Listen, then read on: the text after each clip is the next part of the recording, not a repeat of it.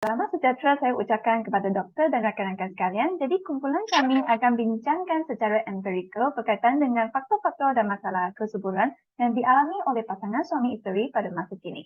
Ini merupakan ahli kumpulan saya. Jadi sebagai pengenalan, mari kita tengok kesuburan suami dan isteri. Jadi kesuburan suami dan isteri adalah kemampuan pasangan untuk menghasilkan kehamilan secara semula jadi dan menghasilkan keturunan. Ini adalah faktor yang penting dalam perancangan keluarga. Jadi dalam kajian ini, kita dapat lihat kadar kesuburan atau total fertility rate TFR Malaysia 2020 adalah terendah dalam sejarah Malaysia, iaitu 1.7. Jadi nilai TFR pada tahun 2021 dijangkakan terus menurun berdasarkan data yang dikeluarkan oleh Jabatan Perangkaan Malaysia. Jadi ini adalah raja yang menunjukkan kadar kesuburan penduduk mengikut kumpulan NED Malaysia bermula tahun 2010 sehingga 2020. Ini raja telah menunjukkan kadar kesuburan rakyat Malaysia adalah semakin menurun dan berada di bawah paras pengandian, iaitu di bawah nilai 2.0 sejak dari tahun 2013. Jadi kesuburan adalah melibatkan keadaan reproduktif dan kesihatan baik suami ataupun isteri. Namun, tidak semua pasangan suami dan isteri yang bernasib baik dikurniakan anak secara proses semula jadi. Jadi sekarang marilah kita tengok apakah isu masalah kesuburan yang berlaku. Mari kita lihat isu pertama, yaitu kahwin lewat wanita. Kahwin lewat ini merujuk kepada golongan yang lambat berkahwin, yaitu ketika mencapai usia 30 tahun dan ke atas tanpa pengecualian dari segi agama, bangsa maupun kaum. Menurut Dr. Nurgalis Razali, pakar obstetrik dan ginekologi, beliau berkata wanita semakin kurang subur apabila berkahwin pada usia melebihi 30 tahun ke atas. Terdapat faktor-faktor yang telah mempengaruhi isu ini berlaku. Yang pertama yaitu komitmen kerjaya. Wanita yang mempunyai komitmen kerjaya yang tinggi merupakan wanita yang berdedikasi dan bertanggungjawab terhadap pekerjaan mereka dan mereka hendak memajukan diri secara profesional. Mereka ini menghabiskan banyak masa dalam pekerjaan sedangkan mereka telah mengabaikan kehidupan pribadi mereka. Mereka ingin mencapai kejayaan dalam kejayaan mereka pada usia yang lebih muda sebelum memasuki tahap perkahwinan. Faktor yang kedua adalah faktor status pendidikan wanita. Wanita pada masa kini, mereka memiliki peluang yang besar untuk melanjutkan diri ke pendidikan yang tinggi seperti sehingga ke universiti jika berbanding dengan wanita pada masa dahulu. Dan juga wanita yang berpendidikan ini, mereka mempunyai kesedaran tentang kepentingan persiapan yang perlu ada sebelum berkahwin, yaitu dari segi emosi, keuangan, kejayaan mereka, dan juga permintaan mereka terhadap pasangan mereka.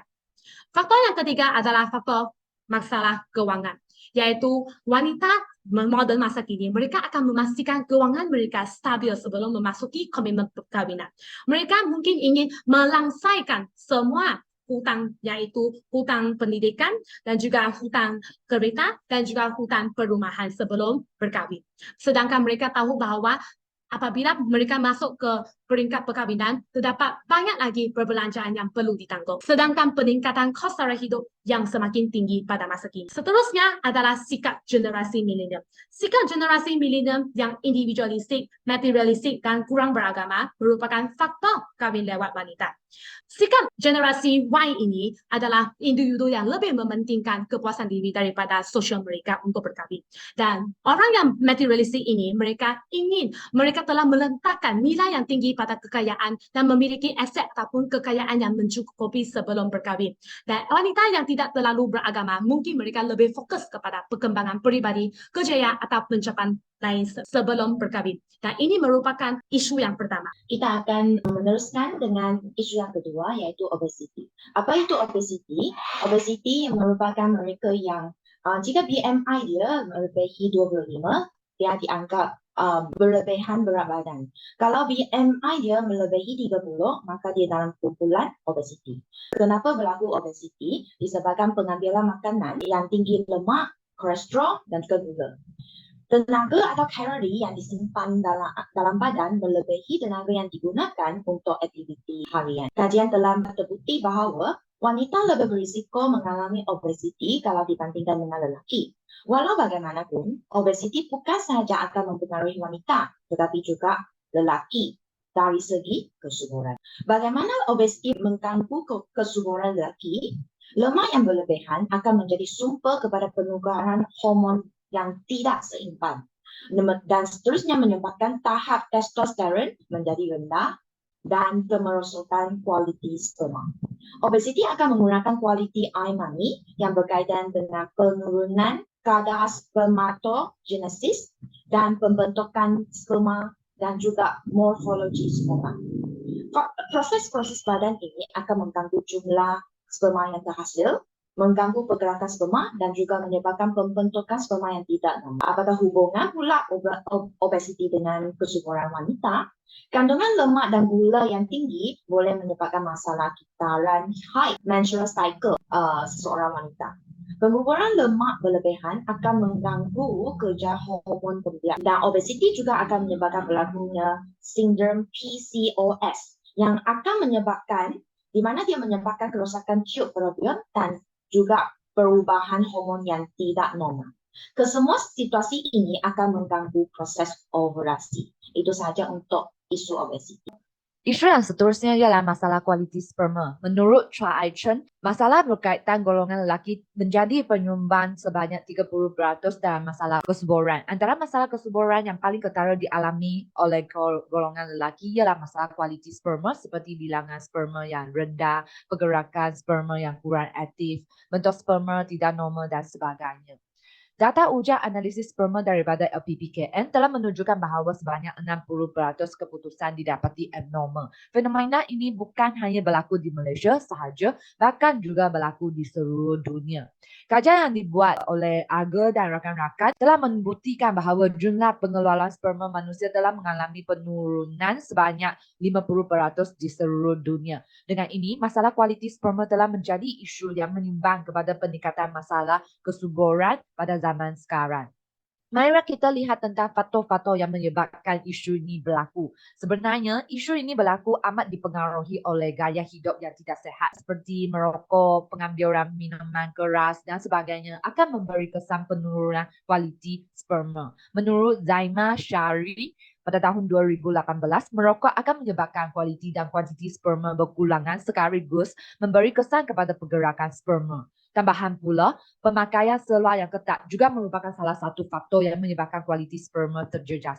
Hal ini kerana pemakaian seluar yang ketat akan meningkatkan haba sekitar skrotium yang membawa impak negatif kepada testis untuk berfungsi dengan baik. Menurut Lydia dan rakan-rakan, lelaki yang memakai boxer mempunyai jumlah kiraan sperma sebanyak 17% lebih tinggi daripada lelaki yang memakai seluar dalam yang ketat. Yang seterusnya, stres juga merupakan salah satu faktor yang menyebabkan berlakunya masalah ini. Stres yang berpanjangan akan menyebabkan perubahan kepada keseimbangan hormon testosteron dalam badan yang mengganggu pembentukan sperma. Fenomena ini telah menjejaskan kualiti sperma dalam kalangan lelaki. Okey, seterusnya akan disambung oleh rakan saya. Okey, isu keempat adalah masalah kesihatan ginekologi wanita. Okey, satu daripada 3 isu kesuburan adalah disebabkan oleh wanita. Okey, kita tengok gambar daripada kiri ke kanan. Okey, kalau kamu yang nampak yang pertama itu adalah gambar estrogen di mana faktor pertama isu keempat ini adalah disebabkan oleh peningkatan tahap steroidogenesis ovarian, okey, ataupun OS. Okey, ini OS ini merupakan satu proses penghasilan estrogen untuk menghasilkan ovum. Jadi daripada faktor ini apabila peningkatan tahap OS ini terlampau tinggi menyebabkan 2 sindrom. Yang pertama adalah PCOS, satu lagi adalah POI.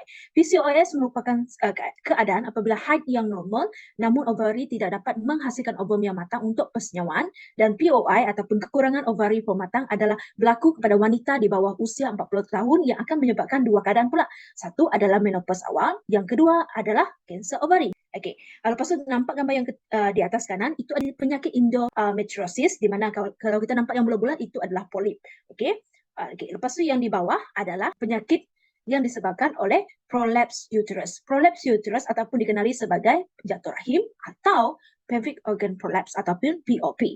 Okey, POP ini berlaku apabila wanita tersebut kerap mengangkat ataupun melakukan aktiviti berat ataupun masalah yang disebabkan oleh obesiti, keturunan. Okey, tadi kita nampak obesiti. Itu pun boleh menyebabkan jatuh rahim. Di mana keadaan yang terlampau kerap ini mengangkat berat yang kerap sehingga menyebabkan uterus itu jatuh, dan kalau tidak dirawat akan menyebabkan uterus itu terkeluar daripada nampak di bahagian vagina.